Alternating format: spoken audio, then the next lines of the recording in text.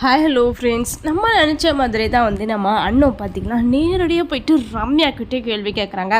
மாமா எங்கே இருக்காருன்னு உனக்கு மட்டும் தான் தெரியும், மாமாவை நீ தான் கடத்தி வச்சுருக்க, ஒழுங்கு மரியாதையை உண்மையை சொல்லிட்டு சொல்லலைன்னா போலீஸ் ஸ்டேஷனில் கம்ப்ளைண்ட் கொடுத்து உன்னுடைய கல்யாணத்தை இப்படியே நிறுத்திடுவேன் அப்படின்ற மாதிரி நம்ம அண்ணன் பார்த்திங்கன்னா அவ்வளோ ஒரு தைரியத்தோடு கேள்வி கேட்டுக்கிட்டு இருக்காங்க.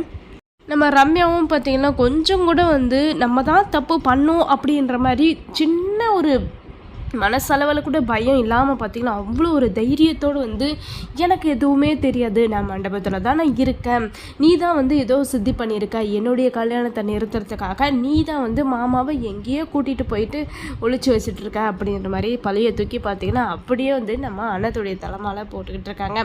இப்போது நம்ம அண்ணத்துக்கு எதுவுமே புரியல. எப்படி கேட்டாலும் நம்ம ரம்யா அவங்களுடைய வாயிலிருந்து பார்த்திங்கன்னா உண்மையை சொல்ல போகிறதில்ல.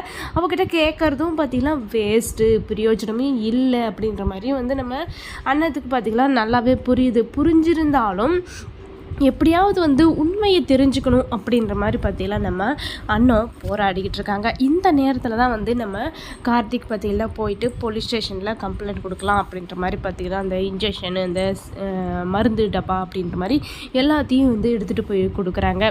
இந்த மருந்து டப்பா தான் பார்த்திங்கன்னா சோஃபா கட்டிகிட்டு இருந்துச்சு, அங்கே தான் எங்கள் அப்பா உட்காந்துட்டு இருந்திருக்காங்க. இந்த ஒரு மயக்க மருந்தை தான் போட்டு எங்கள் அப்பாவை கடத்தி கொண்டு போயிருக்காங்க, நீங்கள் தான் கண்டுபிடிச்சாகணும் அப்படின்ற மாதிரி போலீஸ் ஸ்டேஷனில் பார்த்திங்கன்னா கம்ப்ளைண்ட் கொடுக்குறாங்க.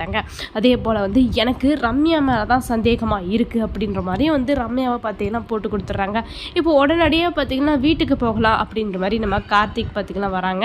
அதே போல் போலீஸும் பார்த்திங்கன்னா நேரடியாக மண்டபத்துக்கு வரப்போகுது. இப்போ போலீஸ் மண்டபத்துக்கு வரும்போதே பார்த்திங்கன்னா நம்ம கார்த்திகை நடுவழியிலே நம்ம ரம்யாவுடைய ஆளுக பார்த்திங்கன்னா கடத்தி கொண்டு போயிடுறாங்க. இப்போது போலீஸு என்ன பண்ணுவாங்க, எங்களை நம்ப வச்சு ஏமாத்திருக்காங்க, எங்ககிட்டே பொய் கம்ப்ளைண்ட் கொடுத்துருக்காங்க, அதாவது அண்ணன் தான் தப்பு செஞ்சுருக்கா, அதாவது அவங்களுடைய புருஷன் தான் பொய் கம்ப்ளைண்ட் கொடுத்துருக்காங்க அப்படின்ற மாதிரி தான் யோசிக்க போகிறாங்க. யோசிக்கிறது மட்டும் இல்லாமல் நம்ம ரம்யா பார்த்திங்கன்னா அப்படியே போலீஸுடைய கவனத்தையும் பார்த்திங்கன்னா திசை திருப்பத்துக்காக தயாராக இருக்காங்க.